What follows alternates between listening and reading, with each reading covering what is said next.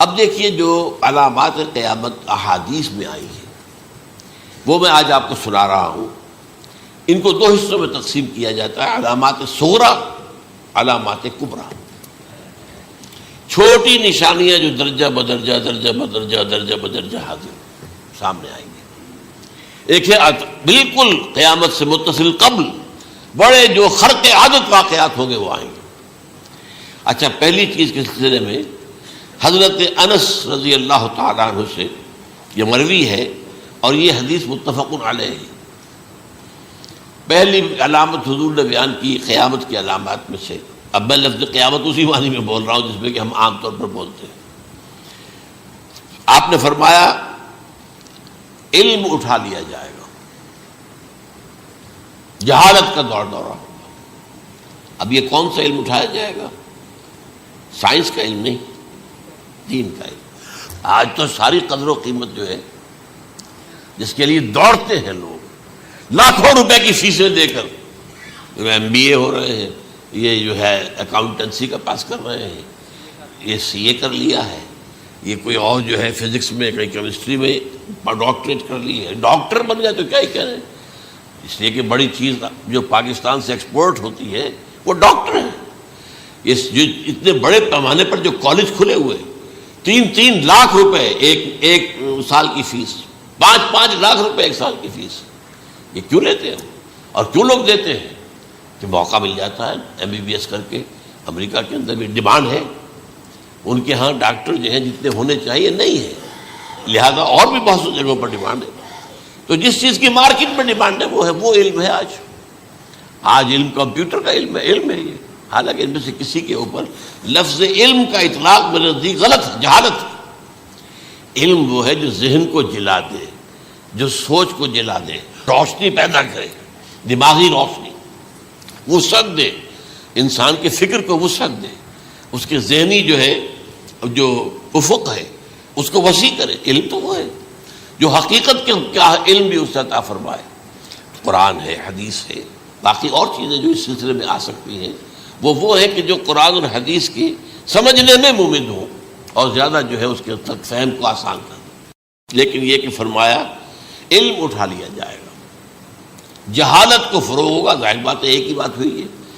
دوسرے نمبر پہ یہ کہ جہالت کو فروغ ہوگا. نمبر 3 زنا کثرت سے ہوگا.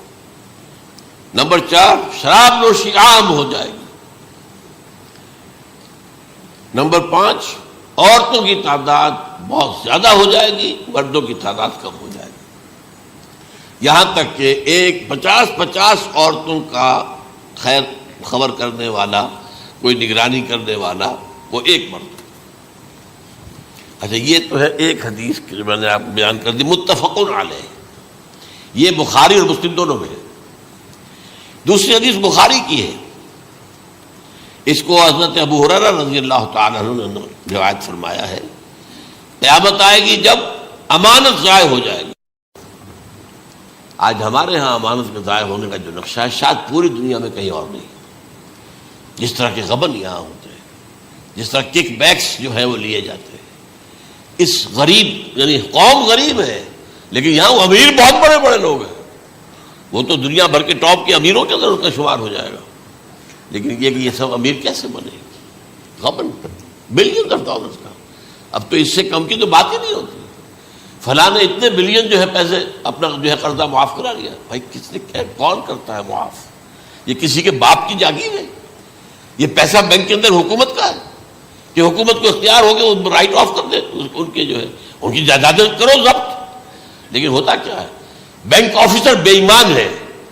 وہ کہتا تھا 1 کروڑ کا قرضہ لے جاؤ، 10 لاکھ مجھے دے جاؤ، چاہے تم میرے پاس کوئی ڈاکومنٹ جو ہے ایسے نہیں دے سکتے. حالانکہ ہونا چاہیے، اتنا بڑا قرضہ لے رہے ہو تو ڈاکومنٹس یہاں پر ہمارے سامنے لاؤ کہ اگر تم نہ دے سکو تو ہم ان ڈاکومنٹس کے ذریعے سے تمہاری جائیداد، تمہاری کوئی جاگیر، تمہاری کوئی اور چیز اس پر قبضہ کریں. جب وہ وقت آتا ہے دیکھتے تو یہ ڈاکومنٹس ہی فیک ہیں. اللہ اللہ خرچ کیا کرے گا کوئی؟ بینک کا باپ بھی واپس نہیں لے سکتا. اور یہ سب کس کی بے ایمانی ہے؟ وہ جو بیٹھا ہوا بینک مینیجر، سارا سودا اس کے مابین ہوتا ہے کہ 1 کروڑ ہے نا، 10 لاکھ مجھے جو 90 تم لے جاؤ.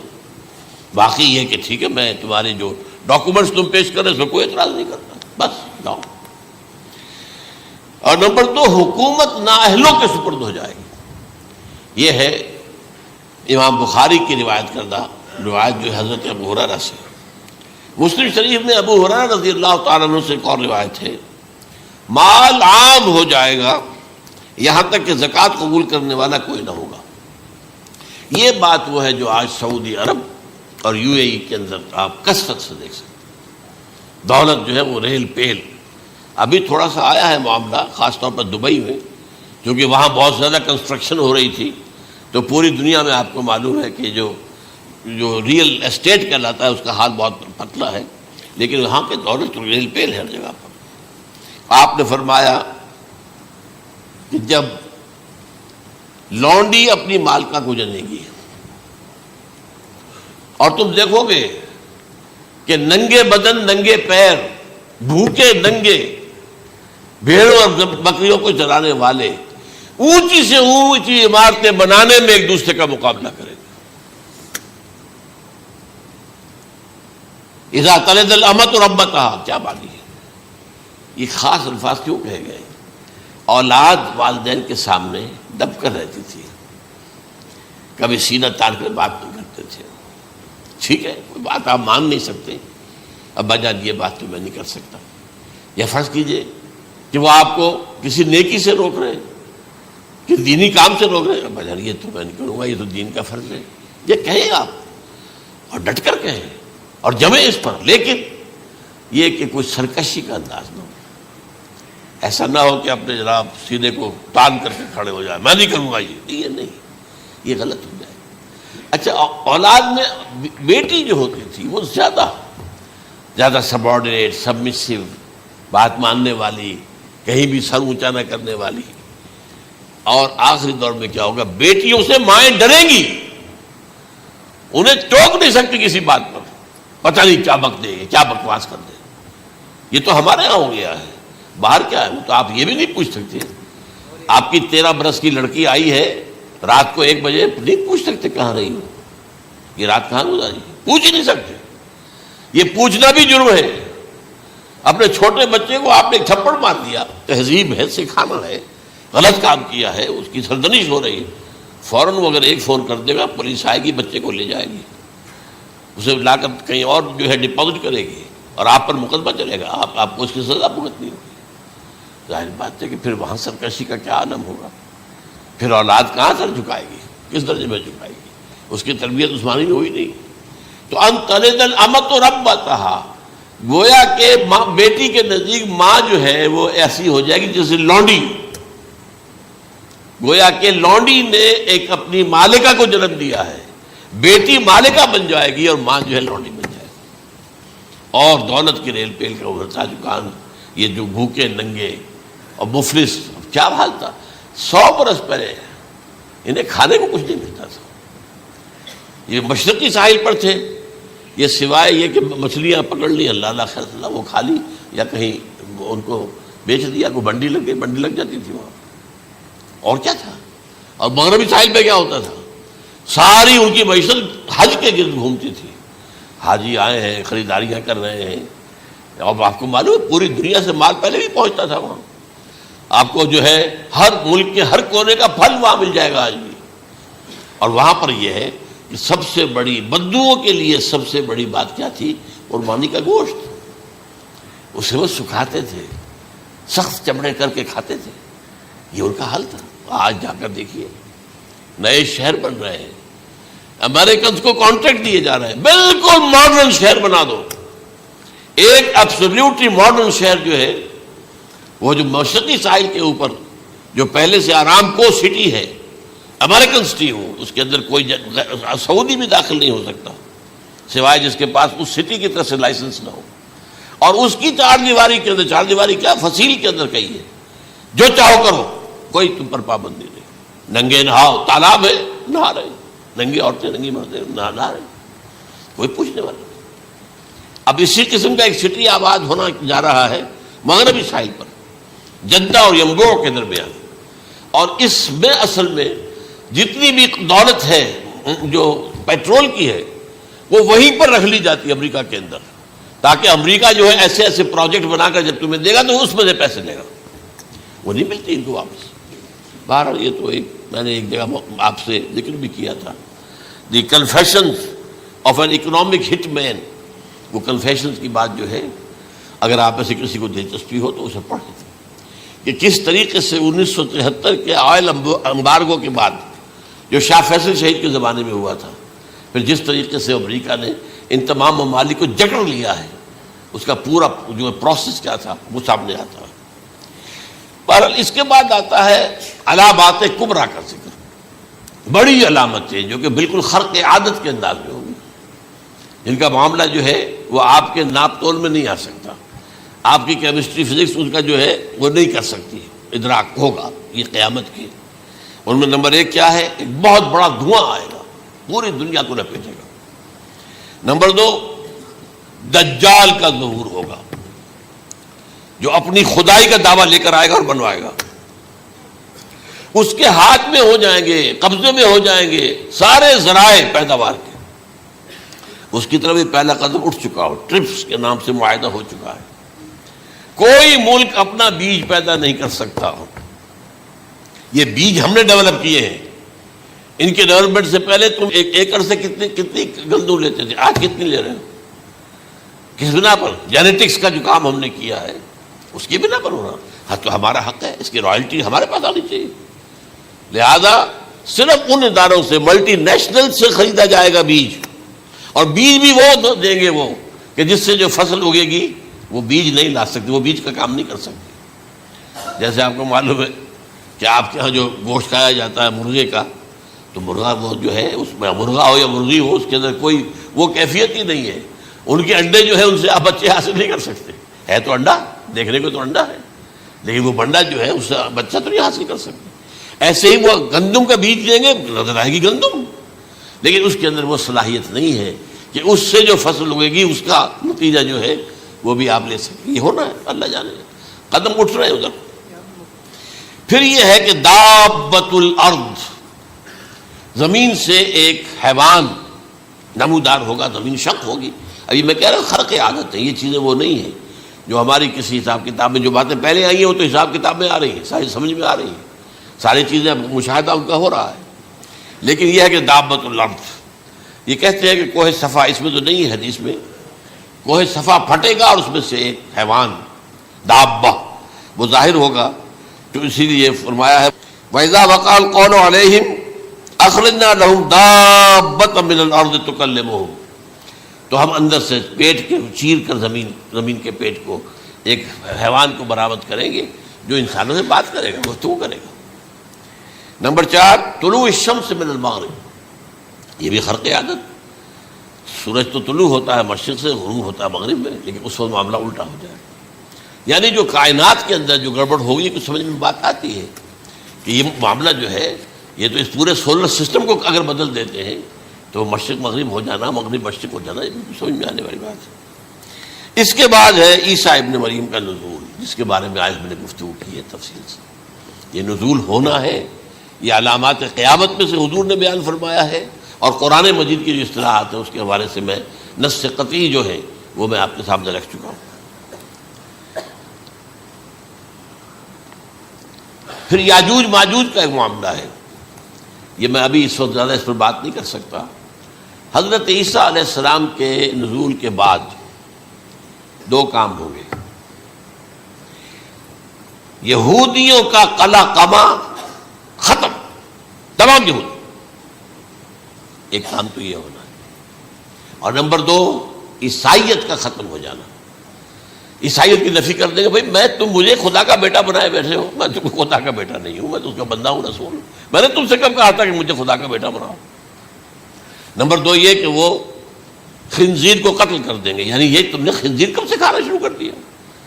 میں تو تم کو نکاح اجازت دے کر گیا تھا، یہ تو شریعت موسوی میں حرام تھا، اور میں کہہ کر گیا تھا کہ یہی شریعت تم پر لاگو رہے گی. How come? تم نے کیسے یہ؟ آج بھی بہت سے رومن کیتھولکس جو ہے وہ سور نہیں کھاتے، وہ اس میں ہے ان کے اندر کچھ نہ کچھ بات جو ہے جو حضرت عیسیٰ کی تعلیمات کا کچھ اثر ان کے ہاں ہے. اس کے بعد یہ ہے کہ یاجوج ماجوج، جس میں بتا رہا تھا آپ کو کہ جب عیسائیت بھی ختم ہو گئی، یہود ویسے ختم ہو گئے، استیصال ہو گیا، جڑ کٹ گئی. اب عیسائیت گویا کہ اسلام میں ضم ہو گئی، عیسائیت مذہب ختم، یہودی خود ختم. اب یہ طاقت کتنی ہو جائے گی؟ تقریباً 2/3 دنیا آ گئی. تمام اب عیسائی 2 ارب کے قریب ہیں، 1 ارب 90 کروڑ ہوں گے، یا مسلمان بھی 1 کروڑ 50-60 لاکھ ہیں. دونوں کو جوڑ لیجیے کتنے ہو گئے؟ 6 ارب کل آبادی ہے. لیکن اس کے بعد آتا ہے یاجوج ماجوج کا خروج. یہ یاجوج ماجوج میرے نزدیک چائنا اور رشیا ہے. ان کی مجموعی طاقت اتنی ہوگی اور یہ اس طرح آئیں گے ہر اونچائی پر سے اترتے ہوئے پھسلتے ہوئے. جیسے 1962 میں جب وار ہوئی تھی بٹوین چائنا اینڈ انڈیا 1962 میں، تو وہ اس وقت کا نقشہ جو آج بھی اخبارات میں پڑھتا تھا تو یاد waves after waves of Chinese soldiers were coming down the slopes of Himalayas. یہ تو وہ ہے نا جن کی تعداد کا کوئی حساب نہیں ہے. اور رشیا اور یہ مل کر جو ہے، میرا اندازہ یہ ہے کہ جب پہلے ملحمۃ العظمیٰ ہوگی وہ عیسائیوں اور مسلمانوں کے درمیان، اس وقت یہ دونوں پاورز نیوٹرل رہیں گی. لیکن غالباً یہ بات طے کر لیں گی کہ ویپنز آف ورلڈ جو ہے ماس ڈسٹرکشن، یہ استعمال مت کرنا. اگر یہ ویپنز آف ماس ڈسٹرکشن استعمال کرو گے تو ہم میدان میں آ جائیں گے. اس میں وہ جنگ جب ہو چکے گی، پھر حضرت عیسیٰ کو فتح حاصل ہو جائے گی، اور پھر یہ کہ یہودیت ختم ہو جائے گی، عیسائیت بطور مذہب ختم ہو کر اسلام میں ضم ہو جائے گا. پھر وہ 40 برس کا عہد حکومت ہے حضرت عیسیٰ علیہ السلام. لیکن جب یہ فتح ہو جائے گی ان پر، اب یاجوج ماجوج آئیں گے اور اتنی تعداد میں آئیں گے کہ بحیرہ طبریہ جو ہے اس کا سارا پانی پی جائیں گے. یہ تو اگر آپ کو کبھی اندازہ ہو یا کوئی آپ جانیں ان لوگوں کو جو ان چینیوں سے واقف ہیں، وہ کہتے ہیں زمین پر ہلتی ہوئی کوئی چیزوں سے وہ چھوڑی چھوڑ کے کھا جائیں گے. جہاں وہ جاتے ہیں ایز اے لیبرر، وہاں کے جو سارے کتے ہیں ختم، ساری بلیاں ختم، ہر شے، وہ جو سانپ کھاتے ہیں، ہر چیز کھاتے ہیں. اور یہ تمام ایسٹرن کنٹریز کے اندر ہوتا ہے. بڑی ڈیلیشس ڈشز ہیں یہ سانپ وغیرہ وغیرہ. اور یہ جس طرح کھا جائے، پانی پیا، ایک قطرہ نہیں رہے گا اس پر. تو پھر جو ہے اللہ تعالیٰ اس وقت جو ہے اس میں ایک ایسی بیماری پیدا کرے گا، یہ سب مر جائے. یہ معجزے سے ہوگا. یعنی ان کے اوپر فتح جو ہے وہ عام لڑائی کے ذریعے سے نہیں ہوگی، بلکہ اس کے اوپر فتح جو ہوگی وہ اللہ تعالیٰ سے بوجھ، ایک بیماری پیدا ہوگی، سب مر جائے گا. اور اس کے بعد اللہ تعالیٰ ایسے پرندے بھیجے گا بڑی لمبی لمبی گردنوں والے، وہ ان سب کو کھا جائیں گے. جیسے ہمارے ہاں گدھ ہوتے ہیں، وہ ان کو صاف کر دیں گے. ورنہ تو یہ ہے کہ پوری دنیا کے اندر جو بدبو اور جو پیدا ہوتا معاملہ اس سے، تو اس نوع انسانی کی بقا ممکن نہیں تھی. ان کے خاتمے کے بعد پھر یہ ہوگا کہ حکومت اسلامی جو ہے پوری دنیا میں حضرت مسیح علیہ السلام کی ہوگی. 45 برس وہ رہیں گے. اسی میں وہ کہلن بھی آ جائے گا، وہ فی المہد و کہلن جو میں نے شروع میں بیان کیا تھا. اسی میں پھر یہ ہے کہ وہ شادی بھی کریں گے، ان کی اولاد بھی ہوگی. اور پھر ان کا انتقال ہوگا تو حضرت حضور صلی اللہ علیہ وسلم کے حجرے میں، وہیں پر جہاں حضور اور ابو بکر اور عمر رضی اللہ تعالیٰ عنہم دفن ہیں، وہیں پہ ان کو دفن کیا جائے گا. اور قیامت کے دن حضور فرماتے ہیں کہ میں اور یہ تینوں ساتھ نکلیں گے. تو یہ ہے حالات و واقعات. بہرحال اس میں یہ ہے کہ یہ نوٹ کر لیجئے کہ جہاں تک ہمارے ہاں آج کل کا معاملہ ہے، میرے نزدیک میں یہ کہنے پر مجبور ہوں، جو رفع و نزول مسیح کو نہیں مانتا وہ کم سے کم منکر حدیث ضرور ہے. میں اس سے کم کا فتویٰ نہیں دے سکتا. اب یہ ہے کہ جو لوگ مہدی کو نہیں مانتے ان کا معاملہ میں مختلف سمجھتا ہوں. چند منٹ لے رہا ہوں آپ کے وہاں، اس لیے کہ ان کی حدیثیں صحیحین میں نہیں ہیں، بخاری مسلم میں نہیں. اور یہ کہ بہرحال ان کا معاملہ جو ہے وہ ایسا نہیں ہے حضرت عیسیٰ کا. حضرت عیسیٰ کے آنے کا جو کچھ ہوگا وہ تو میں نے آپ کے سامنے بیان کر دیا. لیکن یہ ہے کہ حضرت مہدی ہمارے نزدیک اس میں خرق عادت کوئی ہے ہی نہیں. جیسے ہر صدی کے مجدد ہوتے ہیں، آخری صدی کے مجدد وہ ہوں گے، اور میرے نزدیک یہی آخری صدی ہے اور اسی میں حضرت مہدی کا ظہور ہو جانا. سعودی عرب میں کوئی خانہ جنگی ہوگی کسی بادشاہ کے انتقال پر، اور پھر اس وقت یہ ظاہر ہوں گے. اس وقت ملک کے حالات کو سنبھالنے کے لیے لوگ ان کو زبردستی نکالیں گے، چھپے ہوئے ہوں گے ایک گھر میں. یہ حضرت ام سلمہ رضی اللہ تعالی عنہ کی روایت ہے کہ ایک بادشاہ کے انتقال پر یہ خانہ جنگی ہو جائے گی، اور ایک شخص مدینے سے بھاگ کر مکے میں چھپ جائے گا۔ یہ تو ہے ان کے الفاظ، میں توجیہ کر رہا ہوں۔ یہ لوگ ان کی طرف دیکھ رہے ہوں گے کہ یہ جو وقت آیا ہے فتنے کا ہماری قوم پر، ہمارے ملک پر، تو ان کی شخصیت ایسی ہے کہ یہ بیچ میں آئیں، صلح صفائی کرائیں، اور وہ جو ہے اس ذمہ داری سے بچ کر بھاگیں گے اور جا کر مکے میں چھپ جائیں گے۔ پھر لوگ انہیں تلاش کر کے نکالیں گے اور زبردستی ان کے ہاتھ پر بیعت کریں گے، ورنہ وہ اتنے بڑے منصب کو۔ اور پھر یہ بھی ہے، ایک حدیث میں آتا ہے یصلحو فی لیلۃ واحدہ، ایک رات میں ان کی مکمل اصلاح کر دیں گے۔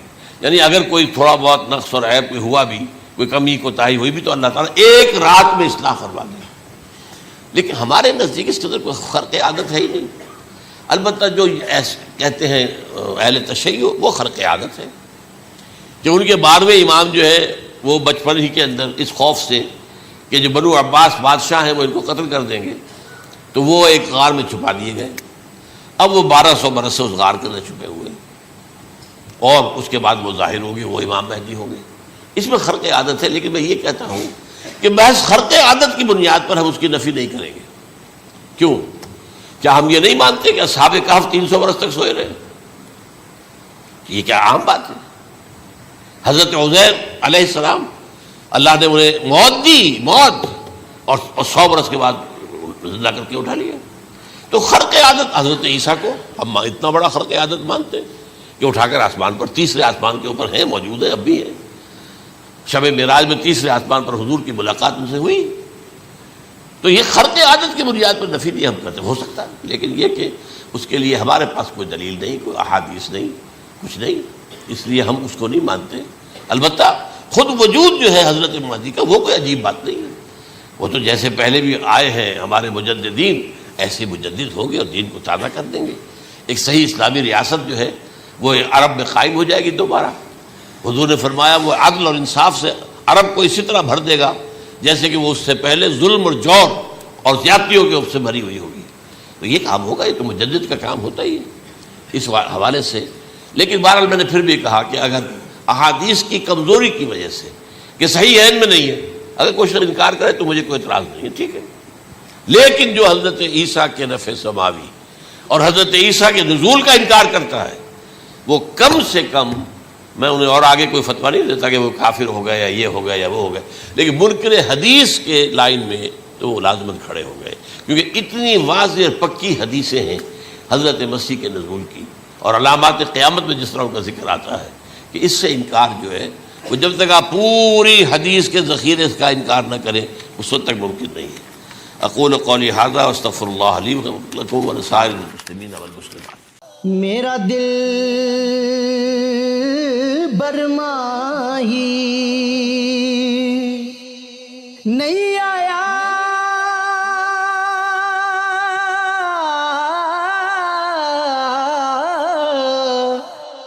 میرا دل برماہی ایویں بولنا جھوٹے آقا، تو جھوٹا تیرے اوے بول بھی جھوٹے، تینوں تاڑی مار اڑا، تو جھوٹا تیرے بول بھی جھوٹے۔